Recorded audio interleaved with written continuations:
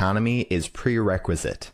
Can you expand a little bit on this? Yes, this is very difficult for most Americans to hear, but we all accept the historical background of the United States. It's the cradle of capitalism, the beacon of freedom. Not anymore. I mean, can you point to anything where we're cradle of capitalism? Can you point to anything where we're beacon of freedom? No, we're a primary axis for fascism now. When did it really change? Well, Bush and Clinton in the 1990 decade. I don't pay attention to political party.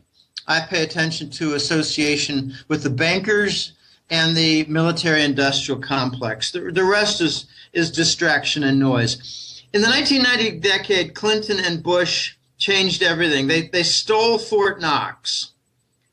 They stole the U.S. government reserves for gold by installing a 0% gold lease privilege that you could not use, but Wall Street banks could. So we saw a rather historical drop in the interest rate, and they capitalized on that by going long on bond futures contracts. And they capitalized on the suppression of gold and the gutting of gold by going short on gold futures contracts. I estimate that Rubin and his gang made somewhere on the order of $2 or $3 trillion by raiding the U.S. gold. So then the 9/11 incidents pretty much killed the national spirit, installed fascism. I call the Patriot Act the fascist manifesto. Patriot Act shredded the Constitution. Is anybody paying attention to this?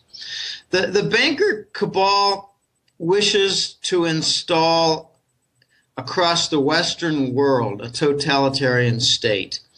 One of the chief architects for this is David Rockefeller. He's about 96 years old now. And he's got, it's funny, he's got a little side project. They call it 2020. They want to be able to download a human brain's contents, thoughts, memories, belief systems, personality, emotional stuff. They want to download it into a computer so that it could be uploaded later into a different body. That's what David Rockefeller is working on, and Kissinger is one of his main buddies for that. So the plan is to, you cannot have a totalitarian state, which is, just extreme fascism, without wrecking the economy. They want to wreck the U.S. economy. They want to wreck the European economy and install fascism. And one of the chief architects for the banking side of this was Greenspan. He gave the Americans what they wanted, easy money. He gave them what they wanted for asset bubbles. And on the other side of easy money and debt saturation, and on the other side of broken asset bubbles, is a wrecked financial system and a wrecked economic system. This is utterly basic. So the U.S. really can't install this totalitarian state across the Western world as long as Europe is semi-healthy. Now, the pigs nations and all their sovereign debt, they pretty much wrecked the South, but the U.S. and I call them the castle dwellers, the banker cabal, they need to wreck Europe the rest of the way, and they need to prevent Europe from joining through the pipelines, the energy pipelines with Russia. So that's what this Ukraine war is all about, to prevent Russia from joining in a tight way commercially and financially with Europe. U.S. doesn't want that. The U.S. wants to wreck Europe so that they can have the totalitarian state. We hear it called the New World Order, NWO, and I don't like to talk about that name in depth, but this is basically what it's all about. The Ukraine war is a final desperation to take down Europe and prevent it from marrying Russia. That's how I see it, Elijah. And speaking of Russia, how do you see that the Russian sanctions are going to impact the U.S. dollar? And also, how do you see them impacting the European economy? All right, there's a shared Russian trade function regarding banking, food, weapons, and they've all been halted to Europe. There have been interruptions. There have been obstructions. And these are very organized and orchestrated. It includes the oligarchs. And the U.S. government and the EU like to try to make themselves look noble by identifying Russian oligarchs. And really all they're trying to do is attack and limit the best friends of the Kremlin. It's a bad plan. Okay, the entire energy supply to Europe from Russian oil and gas sources is to be threatened. And I've got some pretty reliable word from my sources that say we may see just about anything on the table interrupted except Gazprom gas. That's how important it is. So it's kind of funny, really, if it weren't so tragic, that they're going to block food, but they're not going to block energy. They're going to block banking, but they're not going to block energy. They're going to block oligarch activity, but not energy. They're going to block credit cards, but not energy. It's really not a good plan. But in response, these Eastern powers, I believe, are going to work toward a non-dollar alternative. And that's kind of a zip word you hear nowadays in the press. Anytime you hear non-dollar alternative, just think return to the gold standard. The press does not like to even mention gold standard by title. If they see gold standard efforts, they'll call it dollar alternative and try to paint it as some kind of a terrorist event. Eventually, Europe is going to work toward this alternative system, joining the East. I think it's just locked into the future. And notice that the U.S. government is busy prosecuting the French banks like BNP Paribas for sanctioned violations, busy prosecuting Swiss banks like Credit Suisse for tax evaders and private account disclosure violations. And notice that in progress, and it's going to get, I think, just blown completely crazy, is the U.S. government prosecuting Deutsche Bank in Germany. And they've already given a preliminary hypocritical statement that they're going after Deutsche Bank for derivatives, fraudulent activity in derivatives, and for fraudulent activity in the Forex currency market, which is precisely what the London banks do and precisely what there was no prosecution for. So, Elijah, we've got this tremendous hypocrisy coming and pressure on European nations to break away from the United States in its fold. Elijah, this is going to get out of control, and it's already a little bit out of control. And you've mentioned that this is just isolating the United States. You mentioned in your article that the U.S. government will succeed with a series of new sanctions in isolating the majority of the world's nations. In doing so, it will isolate itself.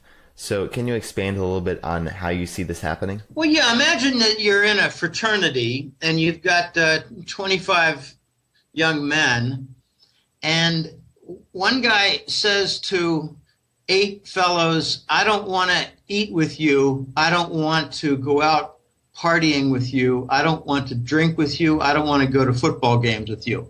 And then a week later, takes a look around and says, you 5 guys, you really bother me. I don't like how you associate with those 8 guys I really hate.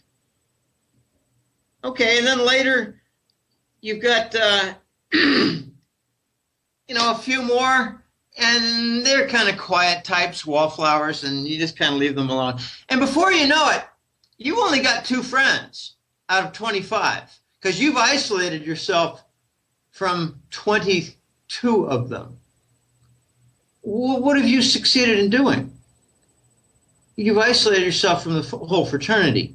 The whole fraternity is going to go about its business, partying, going to school, going out for meals, having meals inside, studying together, talking about girls, sporting events. What have you accomplished? You don't have any friends. So the United States has sanctioned Sudan, sanctioned Cuba, sanctioned Iran, sanctioned Russia. They refuse to sanction China. Isn't that interesting? That's because they hold so much debt. Well, I think the real big wild card will be when the United States starts talking trash with Germany. That's when I think everything is going to change. So you've got sanctions after sanctions after sanctions, and these are to the enemy states. But then you've got bank fines after bank fines after bank fines, and these are to allied partner states. Now, I like to say that the Nazis attack their enemies, defraud their allies, strangle and put in a straitjacket their own subjects in the population, all while deep criminality goes unpunished. So the result is that Nazis always isolate themselves. It's all through history.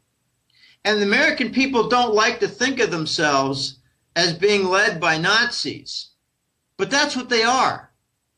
Neocon means Nazi. People need to wake up. The Bush II administration was the first Nazi administration. And what was their first act and deed? 9/11. And the preliminary to that was the Clinton administration, where they stole all the gold. One of the ugliest little secrets in American politics is how the Bush family and the Clinton family are best friends. It crosses party lines. They're narco friends. They're Nazis. And I wanted to move our focus back to some of the sanctions that we were talking about. I know that ExxonMobil, Dutch Shell, British Petroleum, and Boeing do not support the sanctions against Russia. How do you see this affecting, as you've called, the fascist business model? Well, first let's review what it is. The fascist business model involves a merger, kind of a meeting of the minds, hearts and minds, of major corporations working in collusion with the government, which permits crime, deep crime. I'm talking about multi-trillion-dollar crime with these major corporations committed by them. So the Department of Justice does not pursue the Wall Street banks. No, yeah, sure, you've got investor lawsuits, a few billion here, a few billion there. But there was a major lawsuit that was thrown out. I think Homeland Security and the Langley boys made threats to the judges involved in a big mortgage bond and mortgage contract case. That was in New York State. But we're seeing some pretty interesting patterns emerge. The list you gave of Exxon, Dutch Shell, British Petroleum, and Boeing, those are energy and weapons makers. Okay, well, what's missing in there in the fascist business model? It's the bankers. All right, so what you've got now is a split. This is very interesting split, and nowhere in the news, and absolutely nowhere exposed by any politician in an open discussion. What you've got going on right now is a split, a schism between the Rothschild bankers and the Rockefeller energy companies.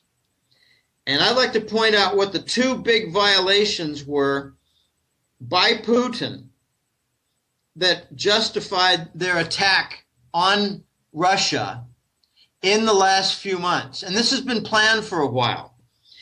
In the 2000 decade, Putin made a deal and was pretty close with a number of Rothschild bankers.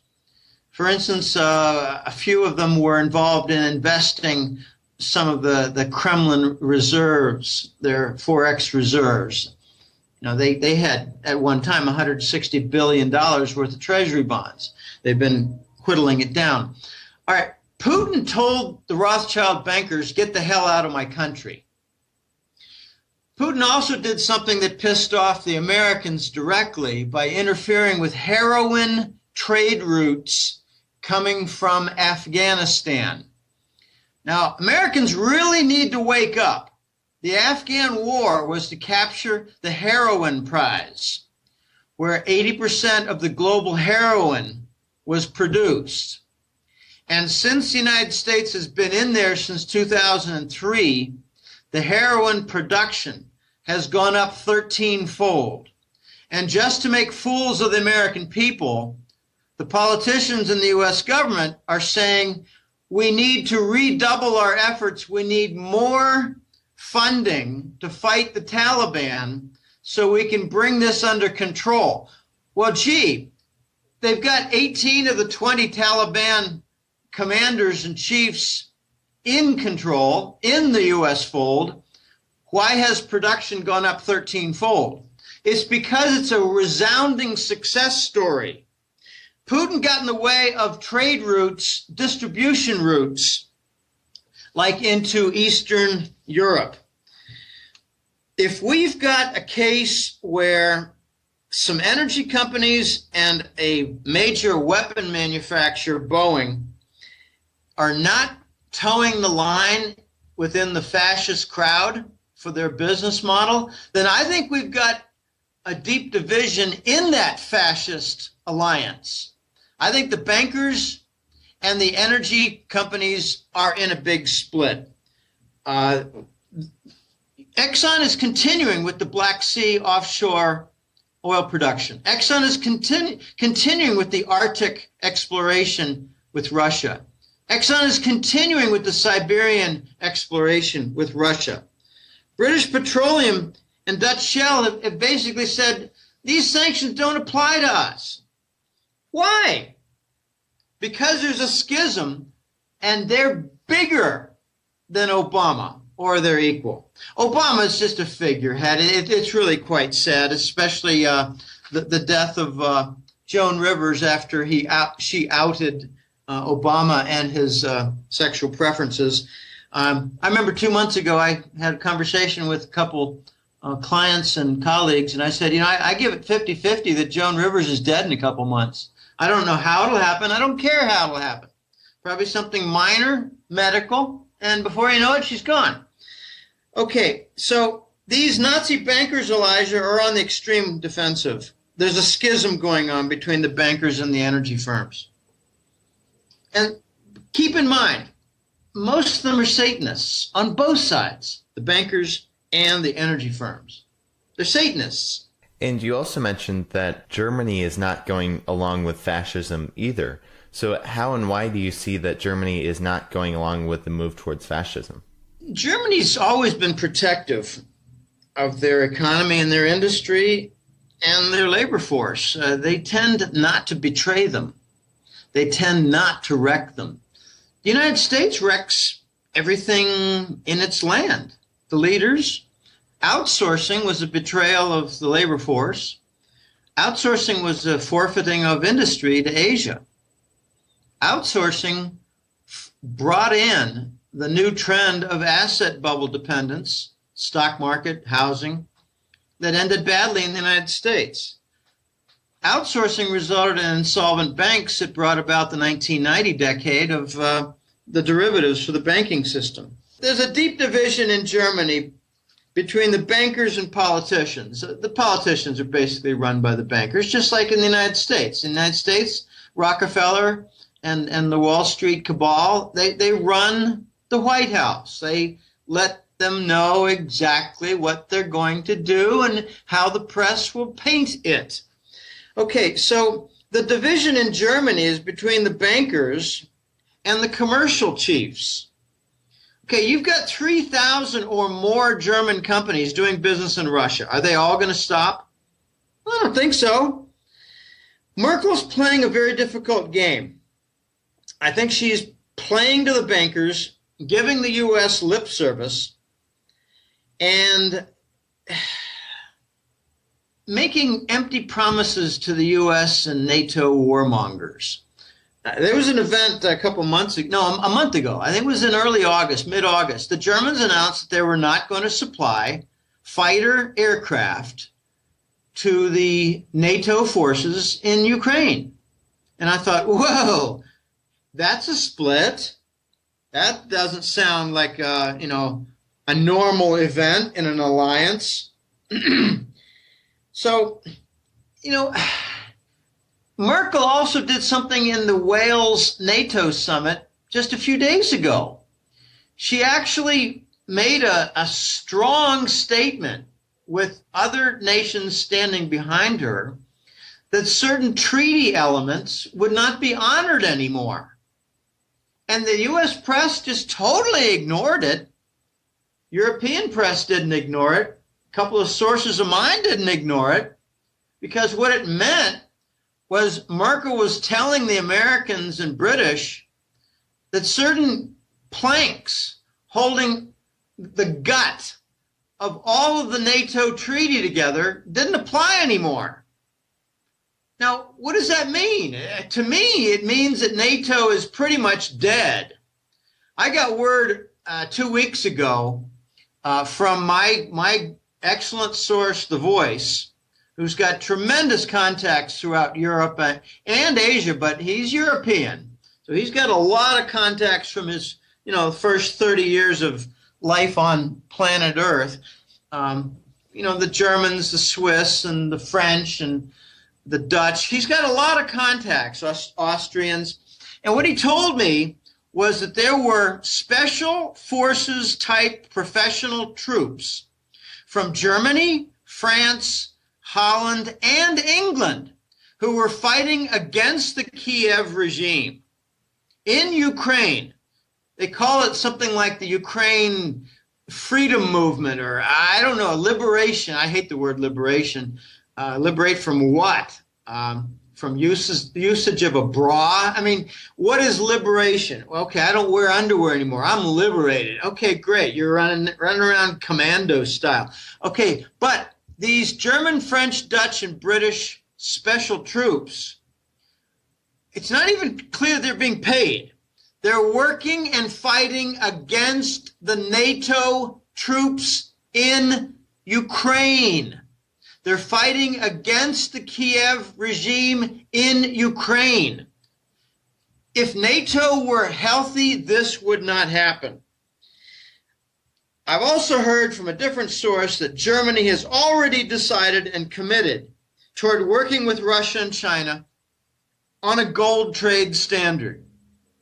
Everybody's looking at each other at summit meetings thinking, where's the solution to this mess? We're doing rescues of banks. We're doing rescues of bonds. We're printing out free money. We're covering enormous deficits. We're putting in austerity poison pills. None of this is working. Nothing is getting fixed. There are no remedies. What are we going to be doing here? Everybody is starting to realize now the answer, the solution is a return to the gold standard. You can't allow the Americans to print trillions of dollars to cover their debt and give to their bankers and expect no consequence with the rest of the world on the cost structure to the global economy. That's why there's no unlimited time factor here. QE is a death sentence. Zero interest rate is a death sentence. And what it means is that you're walking the global economy, in particular the U.S. economy, the global cost structure is walking toward the electric chair. There are a limited number of steps before you sit in the electric chair, because the global economy has a daily consequence and effect from QE and the bond monetization. It means the cost structure is going up. The effect on capital is very detrimental. I call it capital destruction. Others call it capital retirement. Like you take that equipment offline. You're not using it anymore because your cost structure has gone up and your profit margin's gone away. That's the time element having to do with QE and the bond monetization. It's hyper-monetary inflation, which we learned for 40 years in school was a bad thing. But when the U.S. does it, it's a good thing and it's stimulus. Why is that? Because it's frickin' Nazi economics. Germany has already decided to work with China and Russia on a new gold return, a new gold standard in trade. Germany has already decided to abandon the euro and NATO and move away from the European Union. Germany has already decided with the Dutch, Austrians, and Finland to work on a direct alternative. And I think these four nations are going to break away from the European Union simultaneously. Germany has made enormous inroads with Russia regarding energy and railways. Germany's made enormous inroads with China, having to do with exports, industrial equipment, construction equipment. These are not going to go into reverse. Germany has experienced fascism in the past 70 years ago. They don't want any more. Germany has experienced hyperinflation in the past 70 years ago. They don't want any more. The United States is ready for fascism. It is the natural end chapter to capitalism. Do you see any evidence of capitalism in the United States? I don't, Elijah. You got a majority of Americans now on the federal dole, and they're the main Obama voters. Yeah, I want extended welfare. Yeah, I want aid to dependent children. Yeah, I want unemployment compensation extended to 99 weeks and maybe 199 weeks. I'm voting for Obama. That's change I can believe in. I think Americans are some of the biggest fools in the history of the world. And finally, they're beginning to wake up, and it's really no more than 5 or 10%. And I applaud them because they're hat trick letter subscribers. But the other 90 to 95%, they're going to get plowed under. The U.S. is going to be liquidated. The dollar is going to go away. With the abuse, with 0% and bond monetization and QE, is going to result in the United States losing the dollar as a global reserve currency. And then it's, third world, dead ahead. And I wanted to discuss a little bit more about what you were talking about, Germany pivoting east. I know we discussed a little bit about this in our last interview. And did you want to give us an update, like what events you've seen since our last interview that confirm or alter your view on this? Yeah, there are basically three big events, and not in any kind of time order. But last weekend in Wales, Merkel, the German chancellor, made some statements that were very clear that certain elements of the treaty were no longer going to be honored. Well, what does that mean? NATO's going to be a country club where they sit around and have drinks? What is NATO if the integral treaties are not going to be primary to their purpose? Well, gee, maybe the NATO meeting will just kind of be an offshoot to the G7. They can sit around and talk about, hey, we got some really cool new patches to put on for the banking system. We got some new weapons we really like, and gosh, I know some of you are going to sell them to Russia and provide engines, diesel engines to China, but gee, isn't this NATO gang fun? Can you pass me another martini? I mean, what is NATO if they don't have their treaties as an integral part? The second event, this happened a month ago, the German government, I mentioned before, refused to supply further jet aircraft for the war in Ukraine. Well, gosh, how's NATO doing?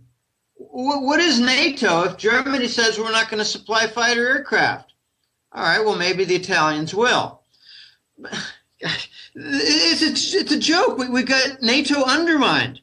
The third event was much I think, bigger and much quieter. Merkel has been working in private with the Kremlin, face-to-face discussions between Putin and Merkel on Ukraine and European peace talks.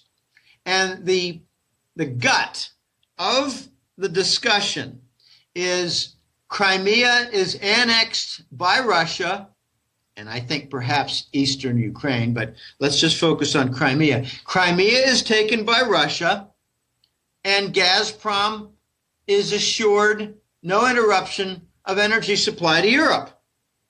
So it's basically, carve up Ukraine and let's keep it stable and keep the pipelines flowing for gas to Europe. So it's Crimea for Gazprom. That's the gut of the Merkel-Putin peace talks, which the United States is interfering with. Recall that Obama won a peace prize. I think he does more on the golf course than he did to earn a peace prize. I don't think he earned the peace prize by playing golf, but he just set a record, 148 rounds of golf while president. So if you take away his rounds of golf and his fundraising events, I'm not sure that he's really doing anything. All right, this is where we stand. Germany is making very loud noises, and in private, they're letting their Russian and Chinese commercial partners know exactly where they stand regarding leaving the euro, leaving the Union, and leaving NATO. That's how I see it. That's what I'm hearing, Elijah. Did you want to summarize a little bit on how NATO is being undermined by sanctions and war? Sure. Member nations must permit wreckage of their economies to support the U.S. Nazi war. People need to understand the entire Ukraine war is a project out of Langley, funded by Langley.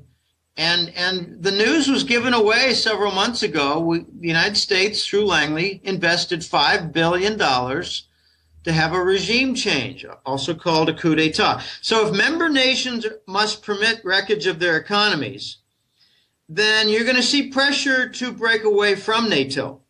The second thing is member nations must suffer the consequences of Russian retaliatory sanctions. We saw a few weeks ago the Russians say, all right, we've had enough. You want to keep poking a stick in the Russian bear's eye? Well, fine. We're not going to buy your food anymore. We don't have any interest in Spanish, Italian, German, French food being exported from your countries to Russia. We're going to find alternative sources, and they are, in China and all kinds of South American countries.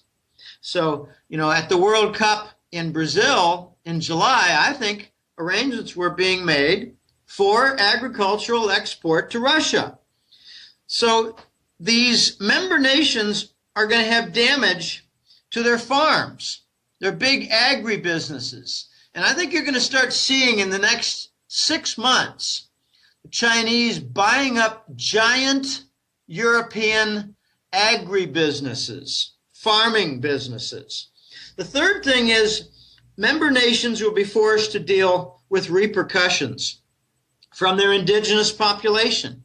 The Spanish just had a big peach protest. The Spanish are starting to give away food to just let the point be known to their government that they're wrecking the system. I think the Spanish agricultural business is going to be in focus in a very big way, especially when the first offer comes in by a Chinese company to buy it out, because it's going to alter the export. I really thought that there might be a chance that Turkey would act as an intermediary, send your agricultural export to Turkey, and we'll distribute it to Russia as we see fit. It hasn't happened yet. Maybe it has more than I know. But these farmers are making a lot of noises, and we know most revolutions take place over issues having to do with food. The fourth and last thing to note is that member nations will be forced to face their corporate chiefs to explain policy. Why have you wrecked our export business, you clowns? Remember, the European Union commissioners are not elected. They're waging war with huge consequences to the European Union economies. They're not elected. Who are they? I don't think 99% of Americans could name a single European Union commissioner. Yet they're waging war. Who are they? Why are they doing it? I think it has to do precisely with wrecking the European Union economy to bring about the totalitarian state. Notice the empty promises given by the U.S. government to Europe. They say sanctions, put sanctions in against Russia. We will guarantee your oil and gas because we've got surpluses in North America. What's a load of crap? The United States has a hard time conducting refinery processes for all the very light crude oil that come from shale oil projects. This is a global mess that the United States is creating.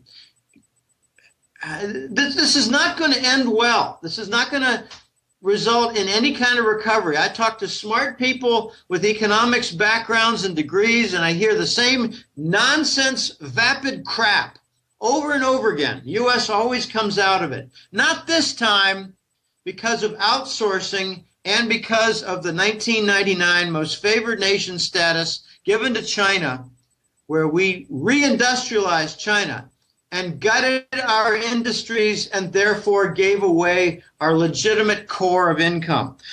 So the member nations of European Union and NATO are going to fracture off. That's my view, Elijah. It's going to take time, but it's happening right now. I wanted to turn our focus to the petrodollar. I know you recently reported that the Gazprom Neft Corporation announced acceptance of Chinese yuan and Russian rubles for payment for crude oil sold to Europe and to China. So what do you see the consequences of this to be? Well, this is actually a correct jackass forecast that I made in March and April. I said we're going to have a very unusual situation where Russian energy trade is going to accept Chinese currency in payment outside the dollar sphere. And it's finally happening. It's a correct forecast. The word neft in Russian means oil. Not necessarily oil directly, but it means oil firm. Gazprom Neft is the oil firm behind Gazprom. Gazprom is the giant natural gas monopoly inside Russia. Gazprom Neft is their oil firm. So I think Gazprom decided, all right, let's just have a little trial balloon here. Let's let our oil company subsidiary go out and say, we will trade with Europe and get paid in rubles. Let's trade with China and get paid in yuan. And if the Europeans want to use yuan, fine, we can accept that too. Oh, what does it mean with respect to the ruble and the yuan? It means they're going to be pretty soon interchangeable. I like to point out the joke, the stupidity, trying to isolate Russia. Well, it's got 12 or 13 time zones. I got corrected recently. There are only 10 time zones, but there's a 12-hour difference from one end to the other. From Vladivostok to St. Petersburg, it's 12-hour difference.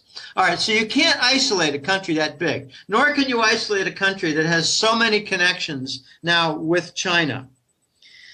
So we've had a de facto petrodollar standard for since 1970s, so for 40 years. And this started after the Arab embargo in 1973. And notice in 1973, the Arab embargo and all the movement toward the petrodollar as a standard, recycling OPEC and Saudi petro profits surplus into dollars and treasury bond. Notice that all happened in 73. 2 years after we broke the gold standard, Bretton Woods. Okay, that was the replacement standard. So what that meant was we're not going to have a gold standard anymore, but we're going to let the Rockefellers control the dollar standard. All right, that was quite a coup by the Rockefellers. All right, that has stood for 40 years as a stable force. Notice in the last few months, the Saudis are permitting a fast erosion in the petrodollar. They're having a big conference every single month with Chinese business interests, banking interests, minister-level meetings. And I think what they're doing is they're getting ready to install a Chinese yuan standard for oil payments that Europe can honor too. Hey, look, Germany, you want to buy oil from the Persian Gulf nations? Well, you can buy it in yuan. So that's going to maybe further along the Frankfurt RMB hub center, the Chinese RMB renminbi hub center. It's going to be a big phenomenon. The RMB hub will be used for bond trade in Chinese currency denomination and currency translation. So the RMB hubs are going to be very big. So now you've got soon, I think, the entire OPEC cartel is going to accept non-dollar payments for oil.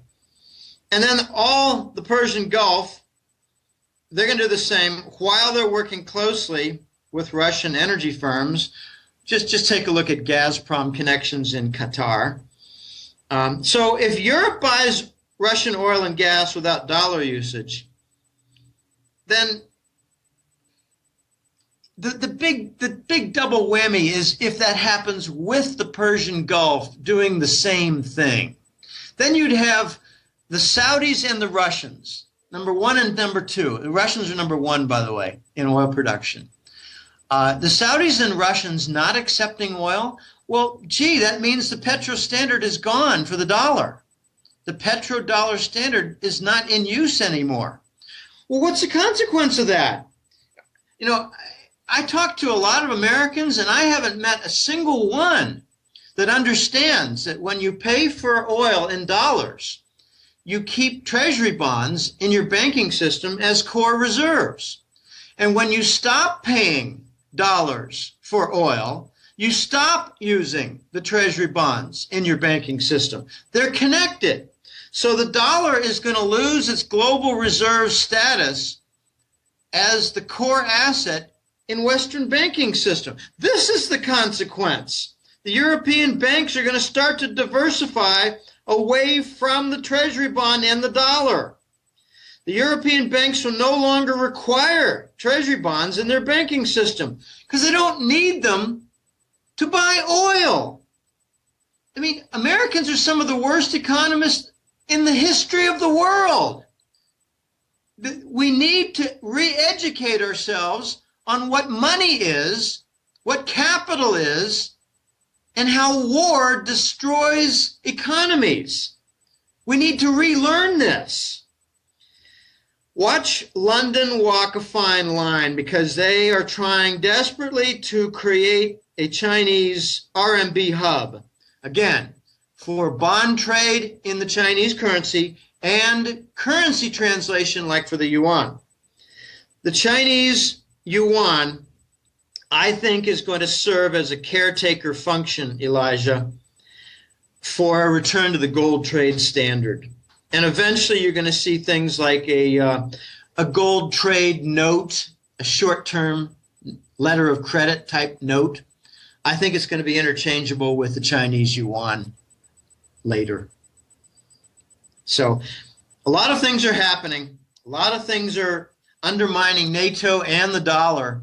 And I think this Ukraine war, I called it the Waterloo for the dollar. I bet you 90% of Americans don't know what Waterloo for the dollar means. It means death, end, execution, rejection. I think Ukraine is a grand error, if not part of a very destructive plan to bring about the end of the dollar. I was told back in 2008 that Obama was going to be elected because he was selected to kill the dollar. We're seeing it now. Hey everyone, thanks for watching. That's it for part 1. Make sure to click here to subscribe so you will be notified when part 2 is released. This video was brought to you by ReluctantPreppers.com. Click here to watch Reluctant Prepper's latest interview, where Sheriff Mark Wasselishin gives his insights on how to prepare for emergencies